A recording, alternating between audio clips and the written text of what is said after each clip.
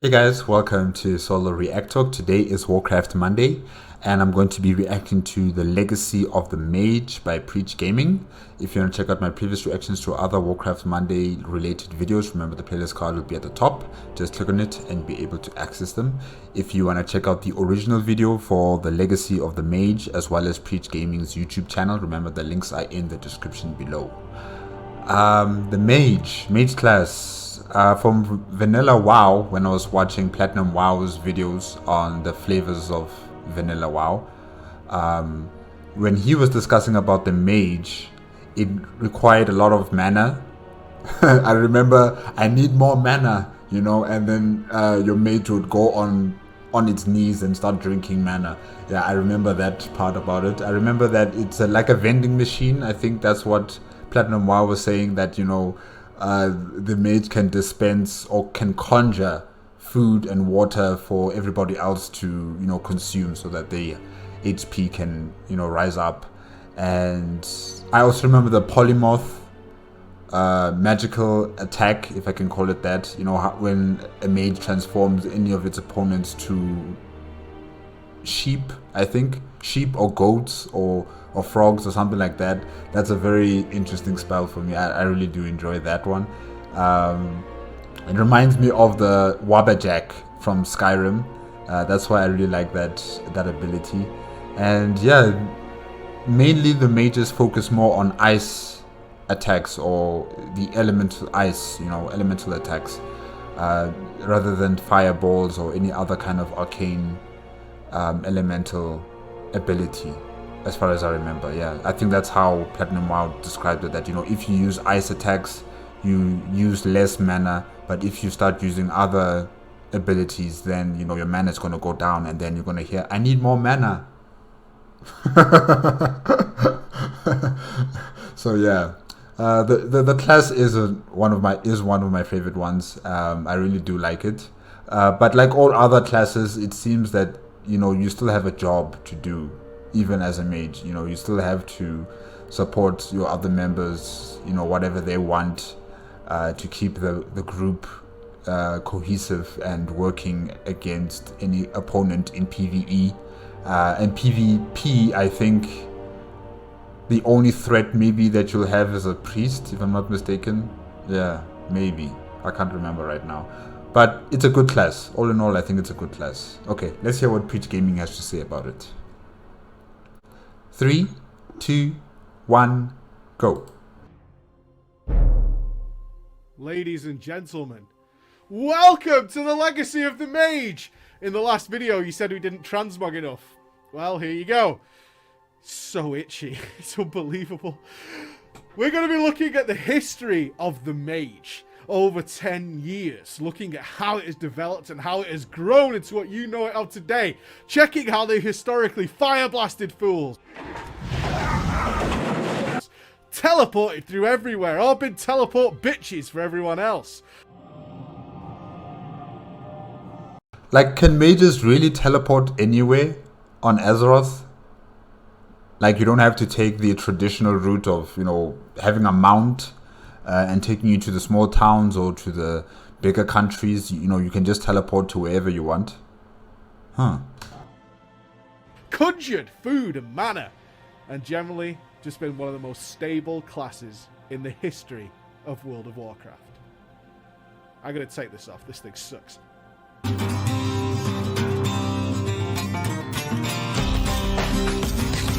Wait. Was that was that a ghost from StarCraft? I think that was. Yeah, I think that was, right?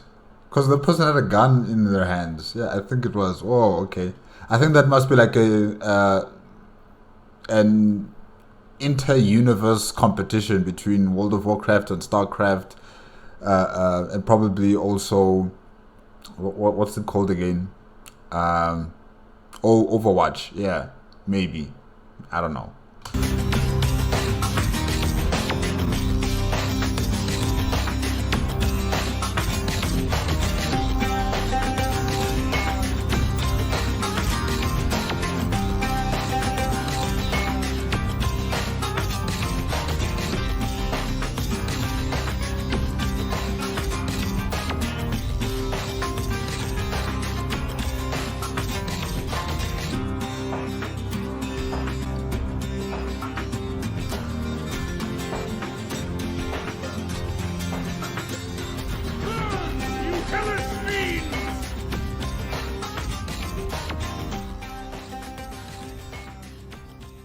looking at the length of this video and comparing it to the Warlock Legacy, or one of my other ones, and wondering, what the fuck, bro? You been slacking? The interesting thing about the Mage, over 10 years, is just how little the Mage changed. When it comes to designing classes in a fantasy RPG, where do you look for inspiration? I'm talking pre-Warcraft 1 here, not just WoW. Some classes have a really varied potential. A hunter could be a gunslinger, a companion-assisted survivalist, a gunslinger, a crack sniper, or a gunslinger. A paladin has a whole world of potential, as does a warlock, but a mage? We have some options like a battle mage. Oh, I know this movie. Equilibrium, right? Yeah, oh, damn. Sure, but you can't really fuck around with the basic mage. When you're telling a video game player that they can choose a mage, it's almost impossible to not instantly know, not just guess, but know that it will cast fireballs and frostbolts at the very least, so 2 specs are instantly tied up before you even start. I'm not saying you can't mess around with the themes of Fire and Frost, but you understand that some aspects are so baseline across all of fiction that they just have to be there. Why Arcane? Well, there's something you should know. The mage lore in the Warcraft universe is a little extreme. I used to know a distant relative of King Anastarian, Leandra Sunstrider. She had the Sunstrider, fucking hell. She had the Sunstrider name. But all you need to know for now is that arcane magic is supreme in the lore, with arcane academies being the basis for magic learning and fire and frost magic stemming from arcane. Basically, arcane is completely hardcore to Warcraft. At least that's what Nobble told me. So having said that, let's move on to vanilla WoW. You would think after the arcane knowledge bomb I just dropped on you, it would have been the most worked on. But I guess that as WoW was going to bring in those who enjoyed MMOs, and not necessarily those who had studied maximum Warcraft history, it wasn't. Although I have to say, the first time I saw the animation of arcane missiles, I was utterly mind blown. I still think it's one of the coolest spells in the game, and really scary in the early days of PvP, with it going through walls and following you forever. But yeah. See this? It goes through walls? I can understand it following you, you know, wherever you go, but going through walls, isn't that a bit of a oversight there by the developers, you know? This is vanilla. This is the arcane spec. Are we all clear? Good. It's my diary. True story. Although when it came to leveling, oh my god. I ended vanilla with 3 capped characters. My main priest, a warrior, and a rogue. But it was actually a mage that I made for the first true alt. By level 30, I abandoned it completely. Why? Well, firstly, I was a total noob. I was honestly confused as to why I couldn't keep a random ganker permanently sheeped like I had seen in dungeons. I probably even thought he was a hacker when it no longer even worked as I just stood there spamming sheep on him. Also, it was so boring. You basically had to level as Frost to kite and keep things slow. You never had enough crit for fire to be really effective, and with Frost slows, even then, after a few mobs you were sat on your ass eating and drinking. Did you know that Conjure Food and Conjure Water were different spells? Similar to the Warlock who got health stones to counter their health consuming mechanics. I need more mana. I need to drink more mana. Mages were the clear choice for creating their own food, as without it, no one would have even been able to financially afford to level a mage. With upgraded spells being the biggest money sink in the game, purchasing food to eat after each mob simply wasn't viable. I know I'm skipping ahead here to raiding, but some mages might have horror stories about conjuring food for a whole 40-man raid, and wow, and how they had it as bad as the locks, but it's total... Then definitely you are the vending machine. Imagine 40 people. Oi. Bullshit. Mages have an attitude. Mages have always had an attitude. It's understandable to have an attitude. Really. I mean, you're trying to focus on defeating this enemy, but then you have other people out here standing in line or in a queue waiting for you to give them food or mana or anything else. Like, really. Oh, I'd also give an attitude. I'd be like, hey guys, I can't hear you. I'm dropping my earphones or I'm dropping my headphones. I can't hear what you guys are saying. Let's just focus on the match. That attitude? Fuck you. Every time something other than murder is suggested to a mage, it's typically met with that classic silence over voice comms, pretending to be AFK. Yeah, bro, I'm totally gonna fuck her. No, I don't care about a mustache. No, I don't know if she's got hairy legs or whatever. I mean, I assume she's got a shaved bush, right? I don't know, it's blonde, so you can't really see it anyway. No, I'll check if it's blonde. Mike, can you send interrupts? Mike.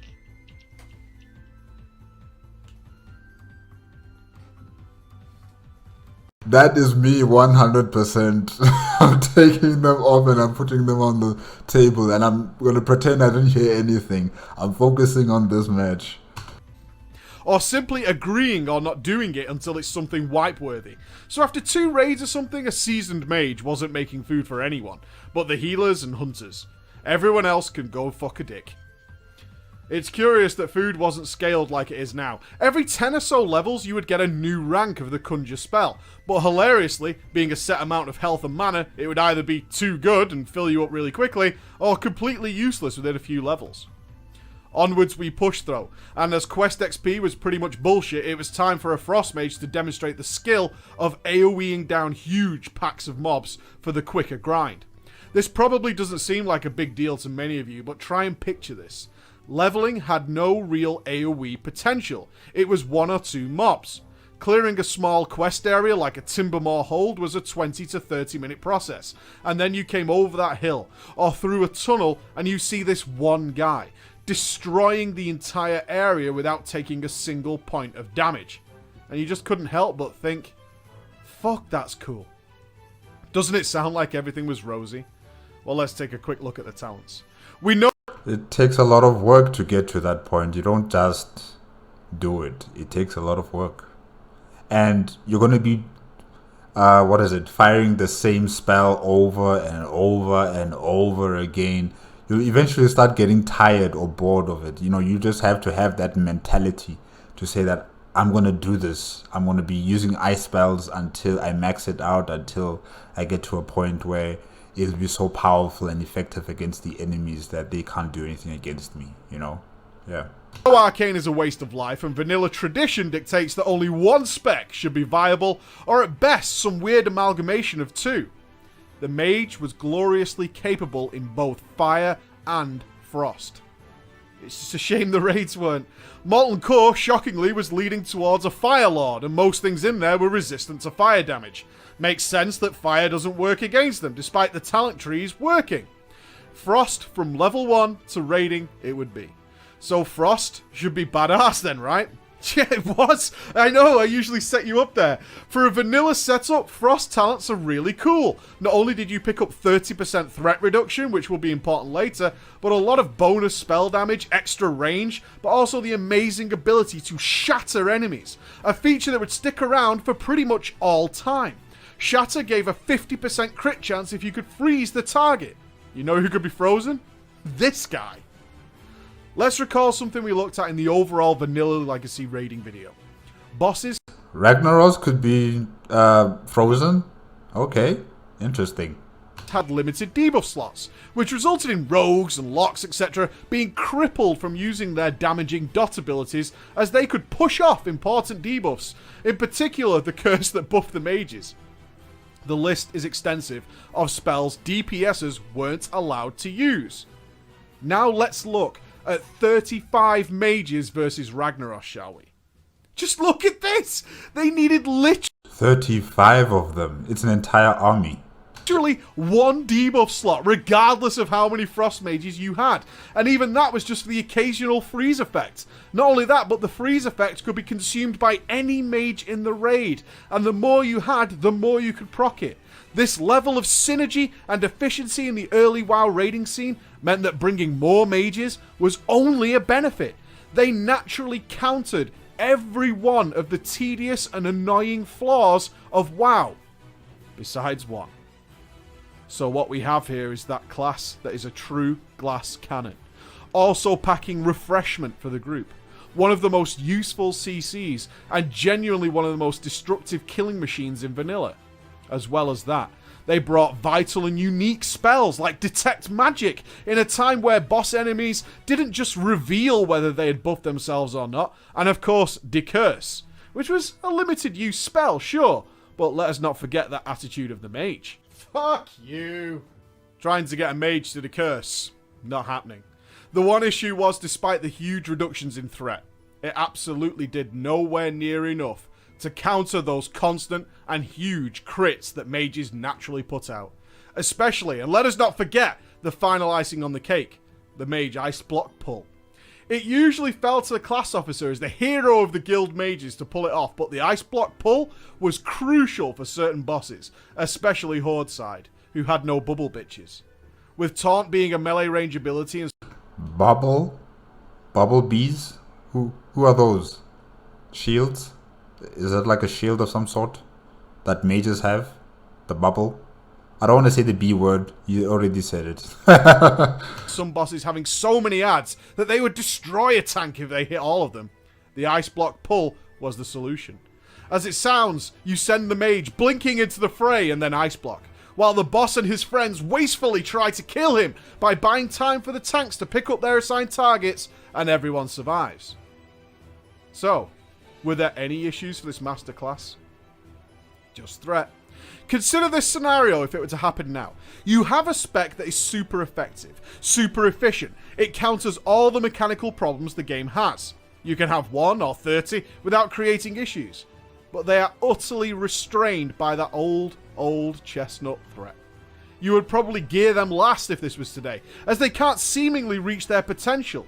But of course... No, I'm simply saying that life finds a way. There are many opportunities to unleash the full might of an ephemeral-powered monster. Generally speaking, boss design also played to the benefit of a mage's destructive capacity, oftentimes requiring the killing of adds or target switching before moving into the final boss, in which time the tanks were ahead enough on threat that this issue didn't come into play. Needless to say, when the early raiding mages could murder and pillage, they would, as long as mana allowed. Mana was a thing! It needed managing, with evocation and, of course, every old mage's friend, the mana gems. Remove... And isn't mana still, something that's very important and key to a mage, even in the later iterations of World of Warcraft? I don't think that would ever change, though, A mage and mana are like this, they are intertwined. Yeah. Much later in the mage life cycle. But fuck this up, go cast too many fireballs instead of mixing in some scorches, and yeah, mage. Hearthstone, you piece of shit. But let's move on in the timeline again. Once the guild started hitting Blackwing Lair, the guild mages would refresh their guild form daily, waiting for that post from their class officer. How deep into Nefarian's nutsack would we need to go before it happened? But without a doubt, it was going to happen. Fire!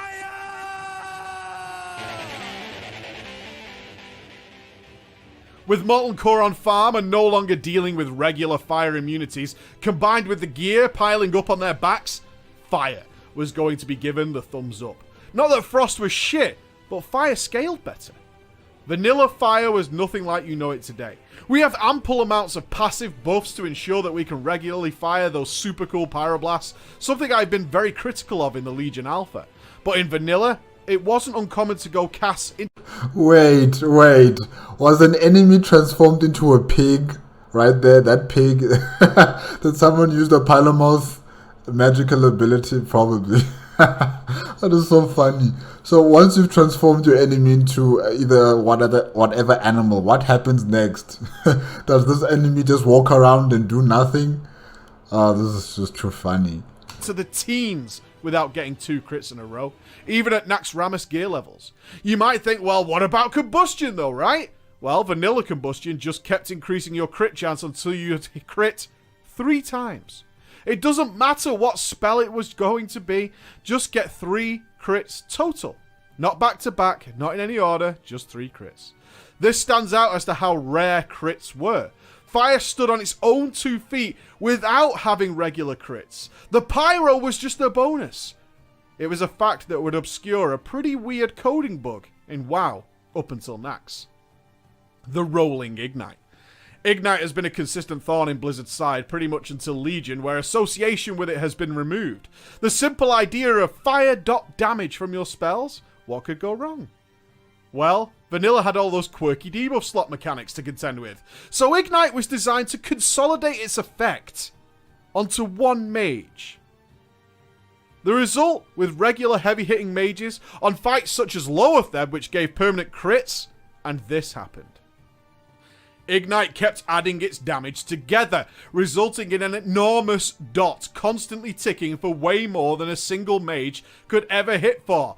Let's take 5 fire mages, all hitting the boss, but only one of them gets the ignite. Luckily, by this time, the rise of warriors and rogues had occurred, so it was never as big an issue as people made it out to be. But it certainly maintained the mage caster dominance to the close of vanilla.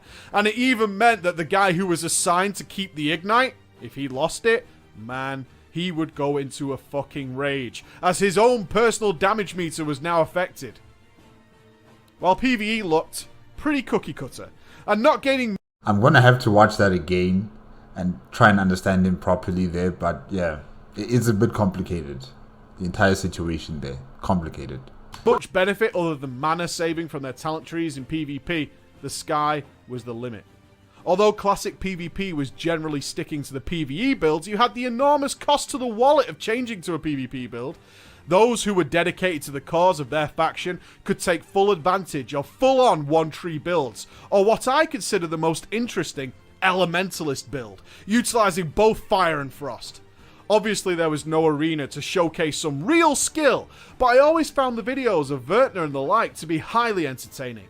Some of the best times I had was during the enormous Alterac Valley Zergs, while playing my priest and spam healing my mage friend who arcane exploded in the pack, resulting in hilarious amounts of honor kills, as he just mashed one button. Over the course of making these legacy videos, the PvP section is the hardest, as most research I can do is inevitably one person filming his victories and glorious crits, and not the losses. I can easily find just as many videos of people crushing mages on various classes. Nonetheless, I did PvP on a vanilla mage somewhat, and found highly, highly fun, until some fucking arms warrior one-hit me into the ground.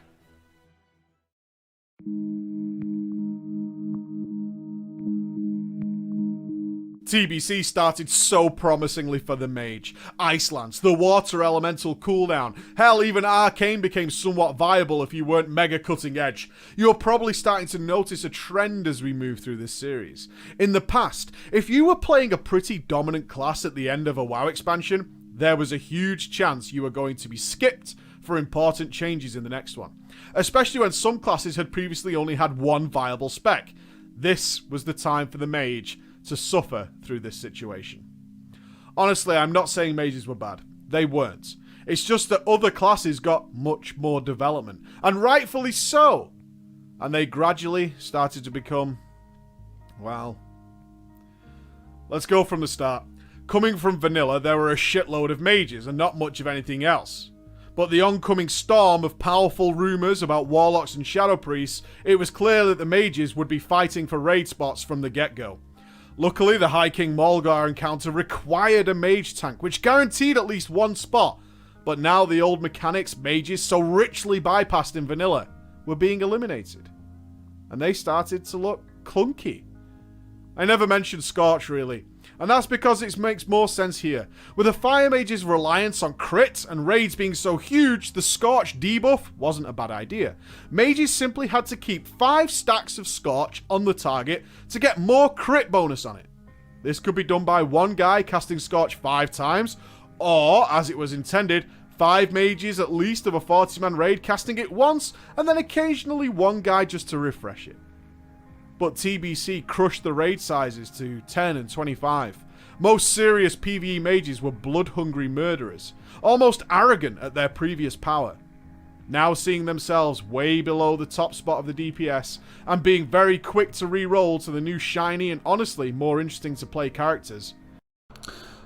Yeah, you know, just like Preach Gaming said that, you know, those classes that were considered to be powerful in World of Warcraft Vanilla, now in Burning Crusade, they are not really improved upon. They're just kept where they are, or probably toned down a bit to allow other classes to also rise up. That's a good thing. But then, you know, to leave your class because of that, simply because of that, I don't know. I don't. That doesn't feel right with me. You know, stay with your class. Stick with your class and see it through till the end. And then, once you're done, you can just pick another class that you might enjoy, Well, that's just me. If I was playing the game, I would have already stuck with the mage and went with it through the good times and the bad times. And the bad times are not really that bad. Not really that bad, it seems to me. Yeah. Despite the addition of the new spells, they simply had no use in doing max DPS. Fire pressed Fireball. Frost pressed Frostbolt. Forever. And it was fucking boring. Fire was the realistic choice early game, but with the reduced representation and raid size, now you were managing this kind of stuff solo, making the class tedious and annoying each time you started any fight or target switched. Other classes simply didn't have to do that. With the debuff limit removed, other classes started to really shine by unleashing their full potential. Rogues were poisoning, Locks and Priests were dotting for days, even Moonkins had some raid spots, with Shamis and Rets. The once master of the ranged meters was now looking like the old shoe that used to be great, but now it's just unfashionable. Not bad, just unfashionable. I don't want to dwell on it too much. This video is supposed to be a celebration of the mage's history, but the Burning Crusade was a dark time.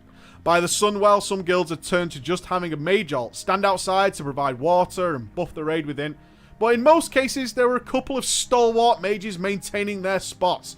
Look, yeah, the mage class may seem boring and all that kind of stuff in the Burning Crusade. However, it's still important. You still need that food, you still need that mana or water or whatever. So, it still has a purpose. Yes, it may not be as fun or as crazy as the other new classes that have been brought in, but still, the mage is very integral to any raid. Yeah, it's funny. And even doing decently well, even if it did come down to just pressing one button. On certain encounters, they really shone, using Novas and Ice Lances on Illidan's Parasites, spell stealing the Pyromancy buffs off Muru's ads, were fundamental mage roles. So let's go over to PvP, where our big dicks can shine once more. Most of the new additions made the mage a force to be reckoned with in the new and glorious arena. It's hard to imagine a world where RMP isn't a thing, or obscene shatter combo nukes weren't something we have all experienced. Although Frost was certainly the go-to spec, a good mage was utilising fire and arcane spells to their fullest, with arcane missiles still following those pillar-humping Care Bears, blizzarding the stealthies, stealing innovates and bubbles and blinking from stuns, counterspelling, water elemental cooldowns, knocking people down, blowing people up or entire ice block resets. The mage was absolutely not boring in PvP. 2v2 was the menu for the Burning Crusade, and the amount of combos involving a mage was just ridiculous. It wasn't even that the mage had great synergy. They just brought so much to the table on their own that other classes just added some more benefits. Mage Priest, Mage Druid, Mage Rogue, it went on and on. I'd like to think that all those mages I knew and lost through my TBC PvE focused experience went on to glory in the arenas, where they claimed honourable victory.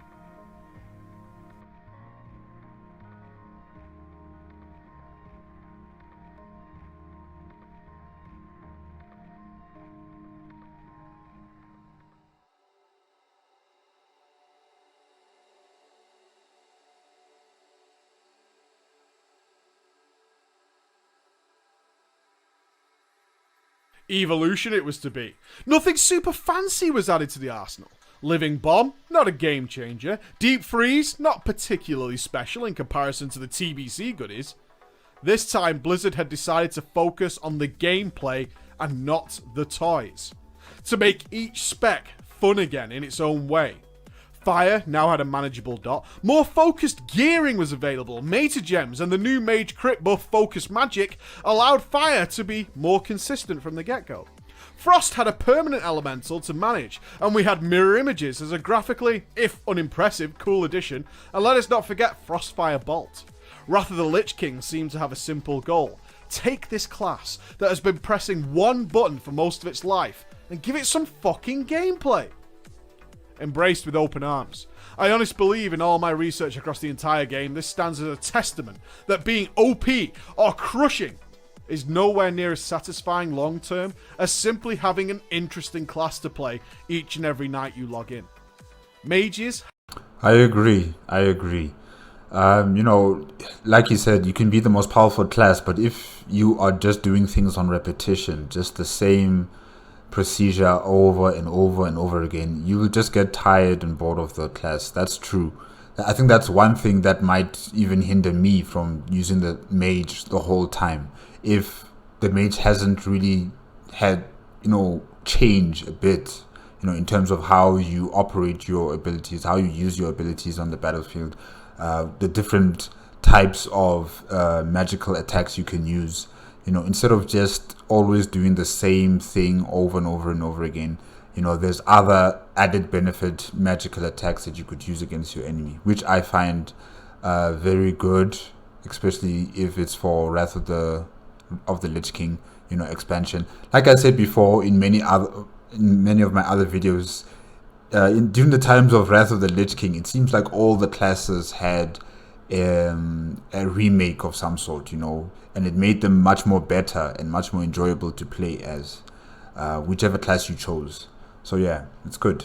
Had 5 viable talent setups for PvE. 5! That is just unheard of. But the big one, of course, Arcane was not only reworked, but totally worth it. If not the most boring of the bunch. Arcane was yet to hit the true mana management portion of its life cycle, but now Arcane Blast, with its debuff, missiles were flying, and Arcane Barrage existed, but wasn't quite worth it yet. This, my friends, was the dawn of that bright day. The spec that everyone had written off as a joke for so long, a spec that was now topping meters, a spec that would forever be known from this day forth as the one-button lame-ass spec. There was so much feedback from mages before Wrath launched, that while yeah, it was cool that Arcane could be usable, it was basically the gameplay we had just gotten rid of the other 2 specs.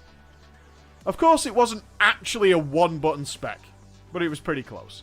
And it didn't matter how much deeps you did, or how much of a benefit it was to have you along for the raid, you were dog shit for being Arcane. This isn't the most hilarious thing to come out of the Arcane Renaissance, though. As you're probably aware, Arcane comes with the mana cost and damage increasing debuff. But it was totally dispellable by your friendly neighborhood healers. What an utterly ridiculous system. If you were a healer, the Arcane Charge's debuff started to spam your frames constantly, begging you to rescue your friends from this evil affliction bestowed upon them, which of course completely fucked Arcane's DPS. It's not even the healer's fault. You could mouse over it and see, oh, it's increasing the mana cost. That's not good. Better dispel it. It was so awkward until it was fixed. The glory of Wrath of the Lich King was choice.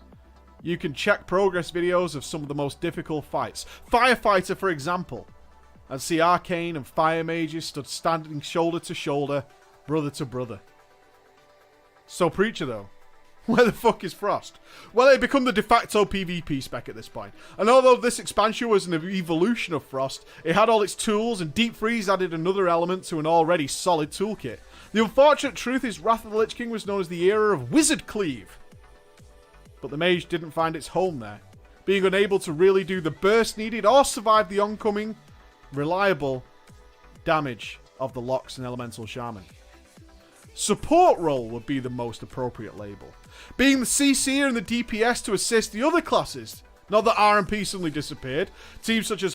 I thought that, with the mage class, it's more of a supportive role in a long-range attack unit, instead of it being, the class that is in front of the line. It battles against the enemy. I thought mainly it is already a supportive role. And because it can conjure up, food and water and mana and all that other stuff. So yeah, I've always seen the mage as mainly as a long-range supportive role class. Yeah. Hydra's RMP fared very well, as did other mages, but the truth was, they were just a little lackluster with representation, dropping month on month, and as the expansion went on, other classes just seemed to shine further ahead as gear became more powerful and the ability to one-shot people became the norm.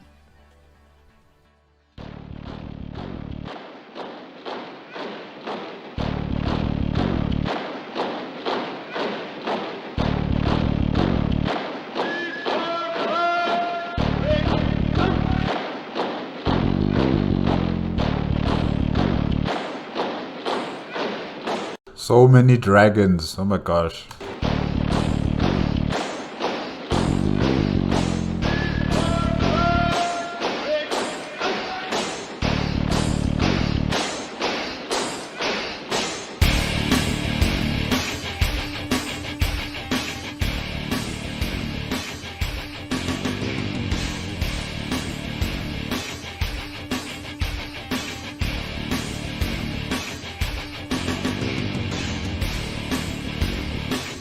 No, no, no, no.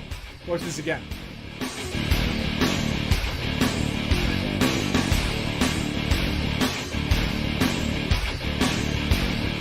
Sweet baby, Ragnarok's balls! What's the damage like at the end of the fight?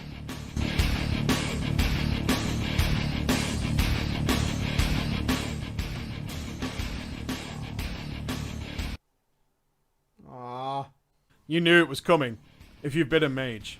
Just when did combustion happen? It happened now. More recently than you probably thought, right? What a time to be a mage. Early Kata was a solid glory hole of creamy justice, spreading living bombs, uncapped combustion spreading, and while they did have mana problems early on, and no, the overall damage wasn't the best. Who gives a flying fart when you could have moments like this? This, my friends, is the moments of glory we all crave. They don't have to happen all the fucking time, but when they do, it just makes you love your class so much more. And it is so much better when it requires some form of setup to make it that much more special. Flame Orb was also brought in, and despite not being super amazeballs, it looked fucking badass and would be the start of the bombs we would know of in the future. Hey guys, remember Wall of Fog? Wall of Fog? Nobody? Alright. Okay, so I don't know what you're talking about. obviously it became Ring of Frost, but that doesn't change that at some point, probably through retardation, someone thought Wall of Fog sounded like a mage spell. It was called Curtain of Frost for a time as well, and everyone was confused. Kata was full of weird shit, like fire mages proccing arcane missiles instead of pyroblast until you reach certain talents. Mages got Time Warp, which I'm sure doesn't seem bad on the face of it, but a real DPSer doesn't want to stop casting DPS to buff other people. Fuck you. But also mages gained Cauterize. Was it supposed to allow mages to completely cheese major raid mechanics? Probably not. But once again, mages were bringing shit to the table that wasn't just water and average deeps. Back in the Kata days, I was teamed with a lovely organisation called TGN, who wanted me to make cool and challenging and thoughtful intellectual videos like the top 5 DPS classes in WoW. The Fire Mage was actually number 2 throughout the whole expansion. Hard to be pissed at that. While Frost was still the go-to PvP spec, Arcane was really starting to shine, man, for its frankly outrageous burst damage. When that call came for something to be eradicated from the universe, quick sharp, there was one class that answered the call. And Rogues. Still, stack all the Arcane Mages. People were utterly disgusted to see 7 to 8 mages on the Spine of Deathwing heroic fight, enabling the fight to even be doable, and then switching back over to fire and melting the fingernails down in the final fight. With Ring of Frost, Cauterize, Frostfire Orbs, and the like, mages stepped up its PvP game. Now they entered into a whole world of comp possibilities, and some of the more famous mages that you know today and see on Twitch all the time, they rose to prominence now, through MLS, RMP, MLP, Shatterplay, and Liberty Cleave. Who the fuck comes up with these names? Godcomp? By now you should... Hey.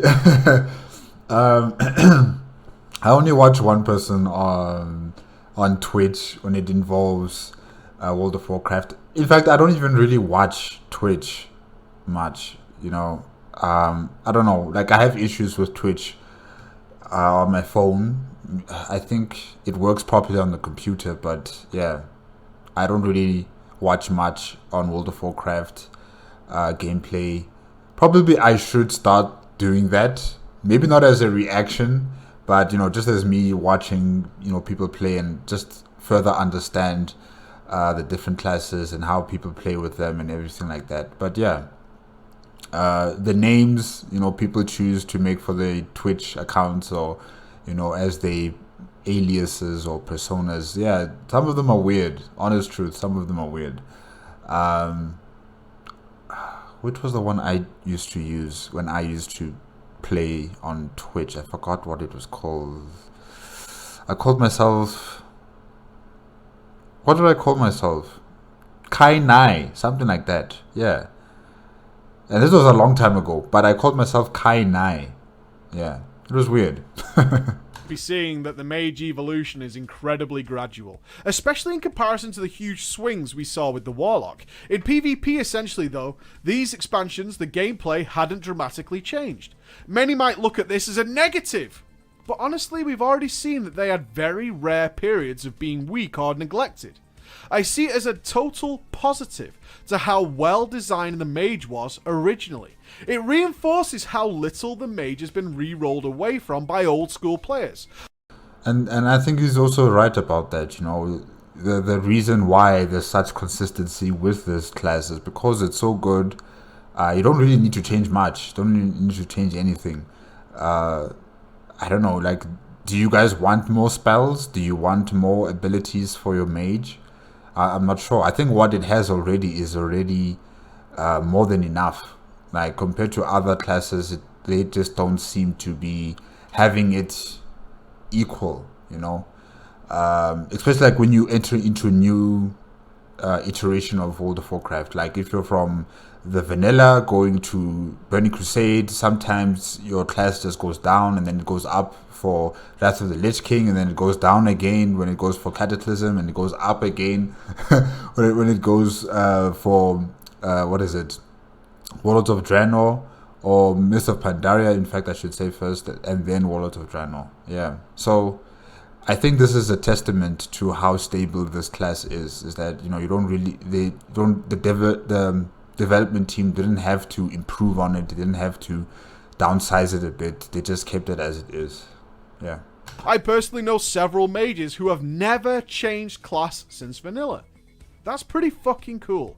I honestly can't imagine anything or any spell added to the mage which would make people turn their back on it.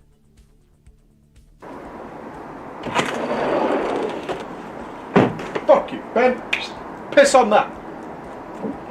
I've got an idea. Let's get a fucking thing on the floor, right? And they've got a fucking stand in it, and they've got to stay inside it, and it'll be really small. That'll be fun. And then they'll get loads of damage bonus from it. No. Just because every fucking encounter we fucking design in this game involves people moving, especially casters, it'll be a load of fun. We'll have... I guess I spoke too soon. I spoke too soon. Wow, why would they add this? But anyways. Things that fucking crash down on top of it, and they'll have to stand around and skirt around it, or they'll have to cast it over there and then move over there, but then they're in the wrong fucking place and have to move back. It'll be fucking hilarious. Yeah, one of the mobile classes. Yeah, we'll give it to a fucking mage. We'll call it Rune of Power. That sounds fucking awesome as shit, doesn't it? So we'll give it to a class that we give high mobility to and fucking blink and shit, and then we'll fucking force them for all fucking eternity to stand in this one fucking place. Cunt. Does Rune of Power have skill involved to get the best use out of it? Yes, it does. Managing its location, pre-planning the next one for crispy blinks without losing DPS are all skills that a good player will utilise properly. Is it fun or interesting? Or even in keeping with the idea of the revised talent system? No, it's not. In my opinion, Mage has got the worst end of the deal with the MOP talent redesign. Everything had been pretty cool for them for a while. Yes, the other classes generally had pretty shit design and were deserving of something. Mages just got crap they already had, generally and thematically. Most talents were pretty similar, with a different coat of paint to match Arcane, Fire or Frost. They weren't bad, by any means, just not super interesting. And the level 90 talents all seem to come with some sort of drawback, making them the worst we've ever seen in WoW. Rune of Power is obvious. Invocation, a temporary buff that required stopping casting to evocate, which is never fun. And Incanter's Ward, which was the, oh, we need something for PvP because the other two don't even make fucking sense spell. A lot of grumbles and groans coming from the Mage camp, despite the fact that all three specs were used in the raiding scene, and with a heavy lead to Arcane and later Fire. It's amazing how something relatively small in the grand scheme of things can ruin an experience, but in fairness, these level 90 talents were baggage that had to be carried every time you entered combat. I don't want you thinking that things were down and shitty. They really weren't. The talents were not impressive, but the basic fundamental spells the mages picked up were kick-ass. Hell, mages could not tear through time and space via alter time. Each spec had procs and choices on how to set up consistent burst, and they had many encounters where each spec really shone. Arcane's mana management genuinely made it interesting, and finally got rid of that stigma of the one-button spec. MOP was the start of a plague that any seasoned mage will know about. The combustion problems. Combustion was a wonderful spell. I say was because in the upcoming Legion expansion, they finally decided to move it back to a more static ability. Combustion was a balancing nightmare. It had such a ridiculously wide arc of potential damage in comparison to something that, say, increased your damage by 20%. So at the very top end, Combustion was continuously tipping the balance of all over the place, while at the bottom, it wasn't working. In MoP alone, Combustion was changed 10 times. 10! That's how absurd it became, especially when mages were basically pyroblasting every second cast in the Siege of Orgrimmar. There was never going to be a happy ending to Combustion. While the top mages were breaking 1 million DPS, other mages were seeing combustions of just a few thousand. Rated BGs though. When we have discussed PvP over the last couple of expansions, we have briefly mentioned that sure, a mage was capable of blowing someone up, but that usually needed some support to get it done. But mainly, they were support roles. They excelled at it with their vast amounts of control and utility, but that in many ways had restricted them when the game leaned towards insta-gimming people, rather than having longer endurance wars. Now that was about to shine even brighter. Mages already had these amount of tools to be incredibly annoying in a 3v3 or 5v5 arena. But it's scaled up. Frost Nova has no cap, Ring doesn't, Counterspell, Frostjaw, and on and on. A single mage could shut down an entire team's momentum and basically become that fly at dinner, buzzing all over the place, being a complete pain in the ass. While I'm sure many mages wanted to quite literally murder everything in sight, it's also such a satisfying experience to be criminally irritating to the enemy and secure them in a spot in any RPG team for all time. I agree, but the situation is that now they'll start targeting you first. They'll try to kill the mage first before they start targeting other players. So that might be a problem.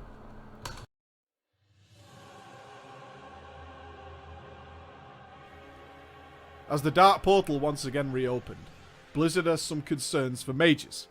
They needed bringing in. They couldn't repeat the mistakes of the past and have them constantly being nerfed and buffed with each minor patch. Blizzard announced that a primary reason stated by players for leaving the game was that their class was constantly, repeatedly being altered, and the mage had been a major victim of that process. Blizz had all kinds of gripes with mages. Mobility was one. With Scorch castable on the move, a mage was never hindered by movement, which the fantasy of the class dictates that they should be so. Ice flows limited them to 3 spells. On that note, they tried to cut down on the amount of instant casts mages had, so spells like Frost Firebolt were altered from a proc instant cast to a proc casted spell, which was just horrible. Alter Time was apparently not supposed to be a DPS spell, so it lost all its DPS potential and just made survivability. Presence of Mind was too good for CC, as we noted in the rated BGs of MoP, so it was moved over to Arcane, which now had little CC potential comparatively. Bombs we had used for 3 expansions were now a problem, apparently, because mages shouldn't be multi-dotting, so they were reduced from 3 choices to 1, that changed based on spec. The variety and quantity of tools available to the mage was chopped down and broken up into different specs, instead of being baseline across all 3. And to compensate for... I don't know. It doesn't sound like it's going good here in the Warlords of Draenor expansion for the mage. I know that the company wanted to rein in on all these changes and just stick to one thing, but it seems like they're just drifting even further away from the World of Warcraft vanilla installment, as well as the Burning Crusade and not the Heart of the Lich King, the Wrath of the Lich King. Yeah, it seems like they're just diverting away even further away from what the mage class used to be like. Okay. There's now lack of usefulness. They were given a raid-wide healing buff, and of course, you know how most mages reacted to that. Fuck you. It looked grim, honestly. I remember doing the previews for the Mage in WoD Alpha and just feeling way less interested in choices that could be made. The general gameplay was still there, and it worked fine, but in the adage of a lot of WoW players, it felt easier and shallow compared to Mists of Pandaria. Was that to hold the Mage down, though? No.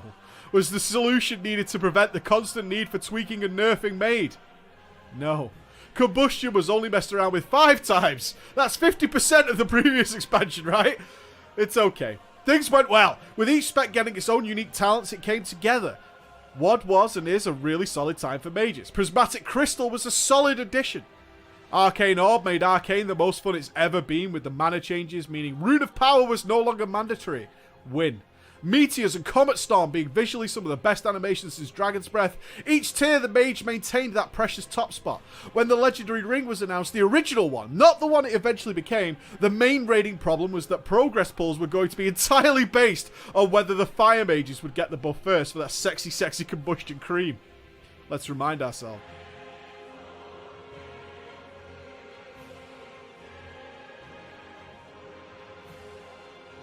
Safe to say that on the surface looked like a bad start for the Mage. Warlords of Draenor turned out well.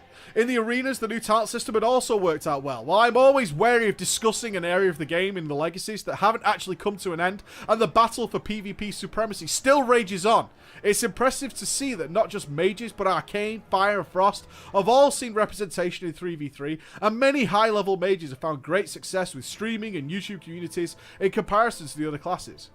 While rated BGs still exist, their popularity never reached the heights I'm sure Blizzard hoped for, with 3v3 teams being taken way more seriously, being more balanced, and easier to organise. But a mage still hold a spot there too. My conclusion to the mage is the steady, safe bet. It's always pretty fun. If someone was to come to me and say, Preacher, which class should I roll that can take part in solo play, PvE endgame all the way up until the end, and PvP all the way up until the end, in every single aspect of World of Warcraft, I would be hard-pressed not to say a mage. Unless they wanted to heal or tank, of course. The mage is just so delicately cared for. Every decision seems to be taken pretty lightly in a game where oftentimes things come down with a hammer. And that's something that I don't think anyone else can say happens to them. Just look at Combustion. Changed nigh on 23 times I counted through the patch notes, but they tried to make it work. They really wanted it to work. They liked it. And ultimately it was doomed to failure, but they tried for years to make it work, which is a really crucial element that you can't forget. Thank you so much for watching. We are supported directly by Patreon for the Legacy videos. They get these videos 1 week early and get to see stuff that generally doesn't appear in the final cut because they don't like it and they say it's terrible. Please change that. So if you feel like supporting us that way, please do. It's the best way you can do so, and it affords me the time to be able to sit down and spend a week or so editing all this together and making it work for you. As I've said that, there's a number of other Legacy videos if you want to look at classic vanilla raiding, classic vanilla PvP, or just what vanilla was like, or TBC for that matter, or a number of other classes. Please feel free to check the playlist or click the links in the background. Alright guys, thank you so much for watching. Bye-bye. And that brings us to the end of Legacy of the Mage. What an absolutely fantastic time looking at all of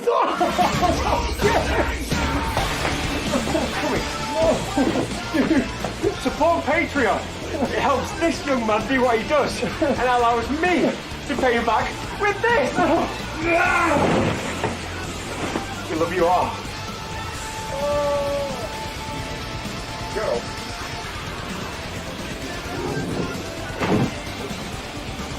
That was a cheap shot, you know. I think this guy's a rogue or something. Yeah. I felt good. Not the impact thing. Good solo, mate. As I go through the wall. Okay. Oh really? Off to the count. 3, 2, 1, action.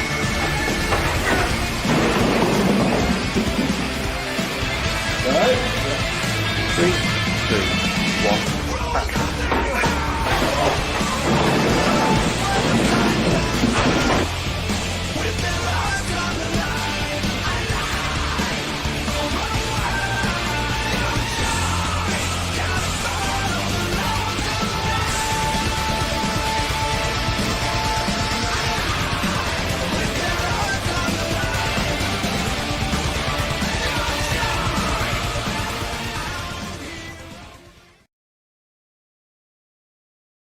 Well guys, that's it with the Legacy of the Mage by Preach Gaming.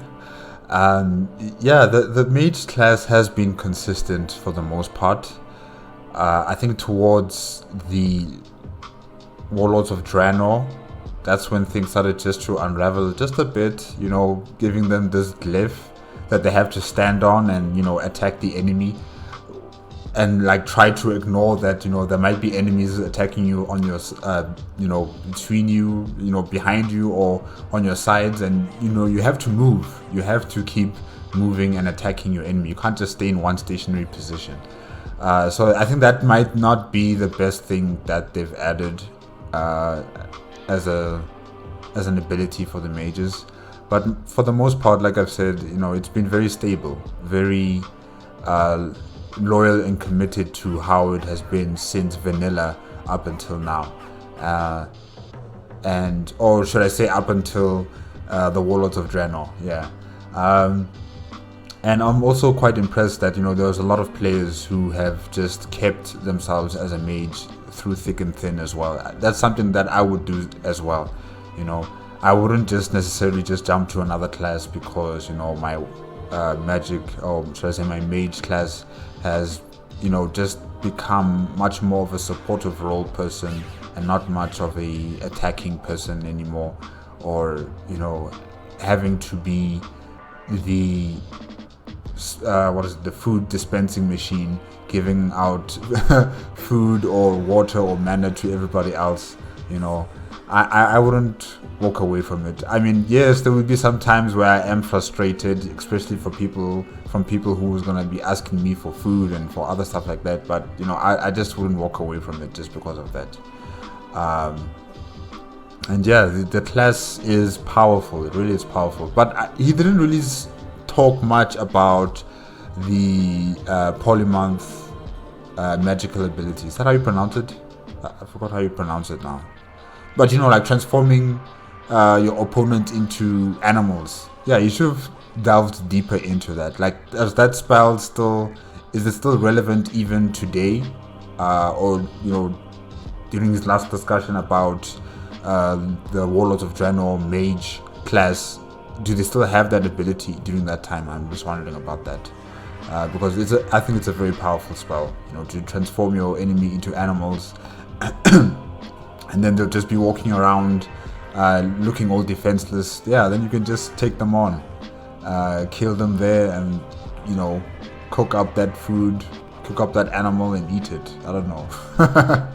I'm just talking here. But anyways, yes, it is a very powerful magical ability. I'm just curious about, you know, its development and whether it has always been there ever since the World of Warcraft vanilla installment. Yeah.